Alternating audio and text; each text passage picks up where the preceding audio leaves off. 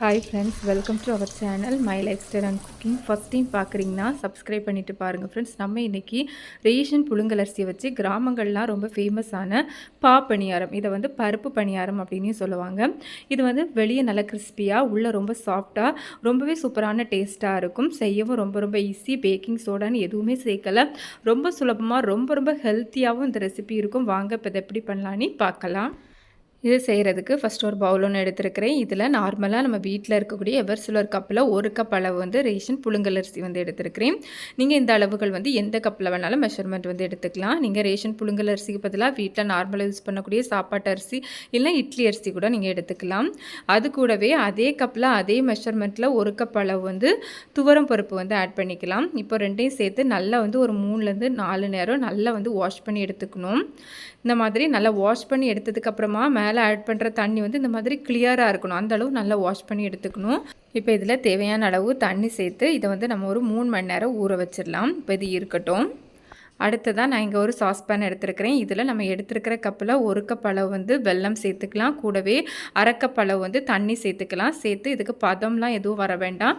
சர்க்கரைலாம் நல்லா கம்ப்ளீட்டாக அந்த மாதிரி கரைச்சி எடுத்தாலே போதும். இப்போ ஸ்டவ் ஆஃப் பண்ணி இதை தனியாக வச்சிடலாம். இது வந்து நல்ல ஸ்வீட்டாக தான் இருக்கும். ஸ்வீட்டு கம்மியாக போதும் அப்படின்னா 1/2 கப்லேருந்து 3/4 கப் வரை கூட நீங்கள் ஆட் பண்ணிக்கலாம்.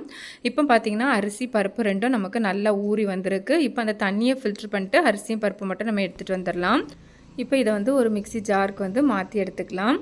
இது கூடவே வாசனைக்காக வேண்டி 3 ஏலக்காய் வந்து ஆட் பண்ணியிருக்கிறேன். நான் வந்து இதை 2 பேட்சாக அரைச்சி எடுக்க போகிறேன். அடுத்ததாக இது கூடவே தண்ணி சேர்த்து நம்ம இதை வந்து அரைச்சி எடுக்கணும். தண்ணி அதிகமாக சேர்க்கக்கூடாது. நமக்கு இந்த மாதிரி நல்லா திக்காக தான் நம்ம அரைச்சி எடுக்கணும். இந்த மாதிரி உங்களுக்கு பார்த்தா தெரியும், இந்த கன்சிஸ்டன்சியில் இருக்கணும். தண்ணி அதிகமாக கண்டிப்பாக ஆட் பண்ணக்கூடாது. நல்ல பேஸ்ட் மாதிரி அரைச்சி எடுக்கக்கூடாது. இந்த மாதிரி கொஞ்சம் கொரப்பாக அரைச்சி எடுக்கணும். அப்போ தான் நல்லா கிறிஸ்பியாக நமக்கு டேஸ்ட் நல்லாயிருக்கும். இப்போ இதை வந்து ஒரு பவுலுக்கு வந்து மாற்றி எடுத்துக்கலாம். இது கூடவே நான் செகண்ட் பேட்சை வந்து அரைச்சி ஆட் பண்ணியிருக்கிறேன்.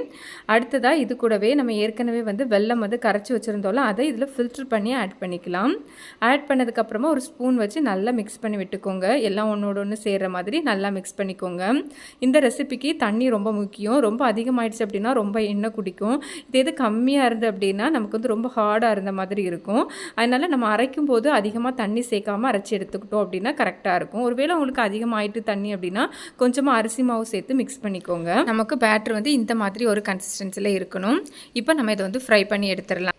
நான் இங்கே ஃப்ரை பண்ணுறதுக்கு ஒரு இரும்பு கடாய் எடுத்துருக்கிறேன். அதில் எண்ணெய் சேர்த்து எண்ணெய் ஓரளவு நல்லா சூடானதுக்கப்புறமா இந்த மாதிரி ஒரு ஸ்பூனில் எடுத்து ஆட் பண்ணிக்கலாம். நிறைய ஒரே இடத்துல ஆட் பண்ணிங்க அப்படின்னா அந்த அளவு பர்ஃபெக்டாக வராது. நான் எப்படி ஆட் பண்ணின்னு பார்த்துருப்பீங்க, அந்த மாதிரி ஆட் பண்ணிக்கோங்க. அது தானாகவே இந்த மாதிரி ஃப்ளோட் ஆகி நல்லா உப்பி வந்துடும். இந்த மாதிரி கரண்டி வச்சு ஆயில் வந்து மேலே ஆட் பண்ணி விடணுன்னு கட்டாயம் இல்லை. இப்போ பார்த்தீங்கன்னா தெரியும், நல்லா ஃப்ளோட் ஆகி நல்லா வந்து உப்பி வந்திருக்கு. இந்த மாதிரி வந்தால் தான் நம்ம வந்து கரெக்டாக மாவு வந்து ப்ரிப்பேர் பண்ணியிருக்கோன்னு அர்த்தம் ஃப்ரெண்ட்ஸ். இப்போ இது வந்து நல்லா ஒரு பக்கம் வேகட்டும். ரொம்ப வந்து ஹை ஃப்ளேமில் வச்சிங்கன்னா நம்ம இல்லை வெல்லம்லாம் சேர்த்துருக்கனால சீக்கிரமாகவே கரைஞ்சிரும். அதனால் ஓரளவு மீடியம் டு சிம் அந்த மாதிரி வச்சு ஃப்ரை பண்ணிக்கோங்க. ஒரு பக்கம் வெந்ததும் மறுபக்கம் வந்து திருப்பி போட்டுக்கலாம். நம்ம வந்து எப்போவுமே இந்த ரெசிபி பண்ணும்போது ஃப்ளேம் கண்டிப்பாக மீடியம் ஃப்ளேமில் வச்சு பண்ணும்போது ரொம்பவே பர்ஃபெக்டாக சூப்பராக வரும். இப்போ இது 2 பக்கமும் நல்ல ஒரு கோல்டன் கலருக்கு மாறினதுக்கப்புறமா நம்ம எடுத்துடலாம். உங்களுக்கு பார்த்தாலே தெரியும் எப்படி இருக்குது, நல்லா பந்து போல் எவ்வளோ சூப்பராக வந்திருக்குன்னு உங்களுக்கு பார்த்தாலே தெரியும். இந்த ரெசிபி பார்த்திங்கன்னா நல்லா வெளியே வந்து கொஞ்சம் நல்லா கிறிஸ்பியாக இருக்கும், உள்ளே நல்லா சாஃப்டாக இருக்கும், தின்னுக்குன்னு இருக்கும். அந்த அளவு எவ்வளோ தின்னாலும் திகட்டாத ஒரு டேஸ்ட்டில் வீடே மணக்க ரொம்பவே சூப்பராக இருக்கும் இந்த ரெசிபி. இப்போ இது போலவே நம்ம எல்லாத்தையும் வந்து ஃப்ரை பண்ணி எடுத்துக்கலாம். நம்ம சேனல்லே இது போல் நிறைய ரேஷன் ரைஸில் பண்ண நிறைய பலகாரங்கள், நிறைய ஸ்வீட் ரெசிபிலாம் நிறையவே இருக்குது. அதோட லிங்க் வந்து என் ஸ்க்ரீனில் கொடுக்குறேன், பிளேலிஸ்ட் லிங்க்கு. கண்டிப்பாக செக் பண்ணி பாருங்கள், உங்களுக்கு யூஸ்ஃபுல்லாக இருக்கும். உங்களுக்கு பிடிச்சிருந்ததுன்னா சேனலையும் விசிட் பண்ணி பாருங்கள். ஃபஸ்ட் டைம் பார்க்குறதா இருந்தால் கண்டிப்பாக உங்களுக்கு யூஸ்ஃபுல்லாக இருக்கும். இது போலவே நம்ம மீதி இருக்கிற மாவையும் ஃப்ரை பண்ணி எடுத்துடலாம். ரொம்ப ரொம்ப ஈஸி, அதே டைமில் ரொம்ப ஹெல்த்தியான ஒரு ஸ்நாக்ஸு. இந்த ரெசிபி வந்து கிராமங்களில் அதிகமாக பண்ணுவாங்க. நீங்கள் இதுவரை பண்ணதில்லைன்னா கண்டிப்பாக ஒரு முறை ட்ரை பண்ணி பாருங்கள். ரொம்பவே அருமையான டேஸ்ட்டாக இருக்கும்.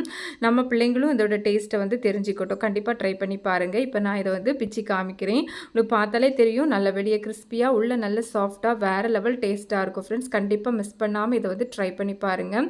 எவ்வளோ சூப்பராக வந்திருக்குதுன்னு பார்த்தாலே தெரியும். கண்டிப்பாக இதுவரை நீங்கள் ட்ரை பண்ணதில்லைன்னா ட்ரை பண்ணி பார்த்துட்டு உங்களுக்கு எப்படி வந்ததுன்னு மறக்காமல் கமெண்ட்ஸ் பண்ணுங்கள். இந்த ரெசிபி வீடியோ உங்களுக்கு பிடிச்சிருந்தால் மறக்காமல் லைக் பண்ணி ஷேர் பண்ணி சப்ஸ்கிரைப் பண்ணுங்கள் ஃப்ரெண்ட்ஸ். தேங்க்ஸ் ஃபார் வாட்சிங். பாய்.